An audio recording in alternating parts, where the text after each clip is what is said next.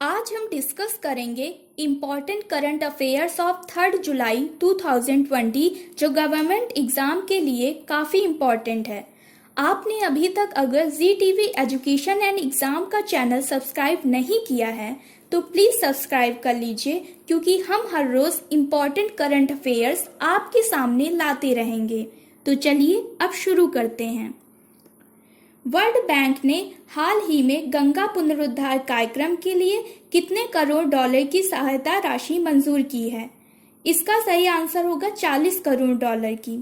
तो world bank ने सरकार के गंगा पुनरुद्धार के लिए अपने सहयोग का विस्तार किया है।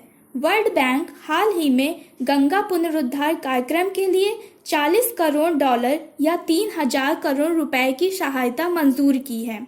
इससे गंगा नदी के प्रदूषण को कम करने में मदद मिलेगी। वर्ल्ड बैंक ने कहा है कि इस सहायता से नदी बेसिन के प्रबंधन को मजबूत करने में मदद मिलेगी। किस वरिष्ठ राजनयिक को जेनेवा में संयुक्त राष्ट्र और अन्य अंतर्राष्ट्रीय संगठनों के लिए भारत के अगले स्थायी प्रतिनिधित्व के रूप में नियुक्त किया गया? तो इसका आंसर होगा इंद्रमणि पांडेय को। इंद्रमणि पांडेय 1990 बैच के भारतीय विदेश सेवा के एक अधिकारी हैं और इस समय वे विदेश मंत्रालय में अतिरिक्त सचिव हैं। अपने लगभग 3 दशक के करियर में इंद्रमणि पांडेय दमिश्क, काहिर, इस्लामाबाद, काबुल, मस्कट और जिनेवा में भारतीय मिशन में कार्यरत रहे हैं। केंद्र सरकार ने हाल ही में कितने महीने के लिए पूरे नागालैंड क्षेत्र को अशांत क्षेत्र घोषित किया है? तो इसका आंसर होगा 6 महीने के लिए।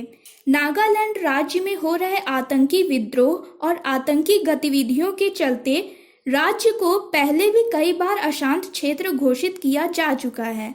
अफ्स्पा कानून के तहत सेना के जवानों को किसी भी व्यक्ति की तलाशी केवल संदेह के आधार पर लेने का अधिकार प्राप्त है। गिरफ्तारी के दौरान सेना के जवान उस व्यक्ति के घर में घुसकर संदेह के आधार पर उसकी तलाशी ले सकते हैं। अर्जेंटीना के किस फुटबॉलर ने हाल ही में एटलेटिको मैड्रिड के खिलाफ अपने करियर का 7वां गोल पूरा किया? तो उनका नाम है लियोनल मेसी। अर्जेंटीना के लियोनल मेसी ने हाल ही में एटलेटिको मैड्रिड के खिलाफ अपने करियर का 7वां गोल पूरा किया है, लेकिन वो अपनी टीम बार्सिलोना को जीत नहीं दिला सके। Spanish football tournament La Liga में बार्सिलोना और एटलेटिको मैड्रिड का मैच 2-2 से ड्रॉ रहा। मेसी ने 862वें मैच में यह उपलब्धि हासिल की। उन्होंने अपने क्लब बार्सिलोना के लिए 724 मैच में 630 गोल किए। उन्होंने अपने देश अर्जेंटीना के लिए अब तक 70 गोल दागे हैं। 7वां गोल करने वाले खिलाड़ियों में 7वें नंबर पे हैं।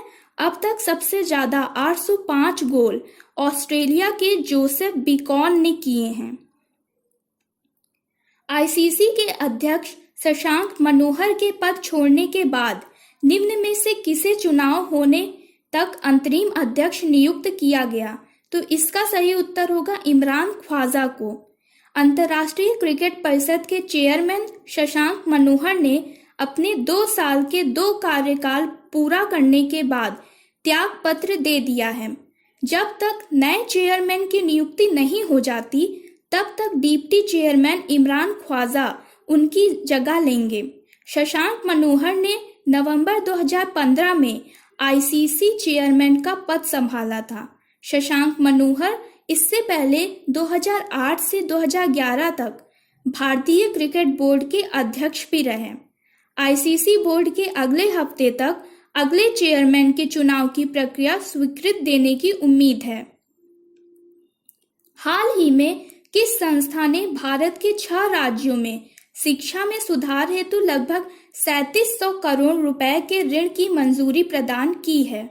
इसका सही आंसर होगा वर्ल्ड बैंक।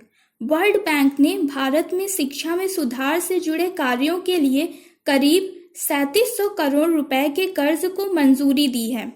इस पैसे से स्कूली शिक्षा में गुणवत्ता को बढ़ाया जाएगा और स्कूलों के संचालन में सुधार लाया जाएगा।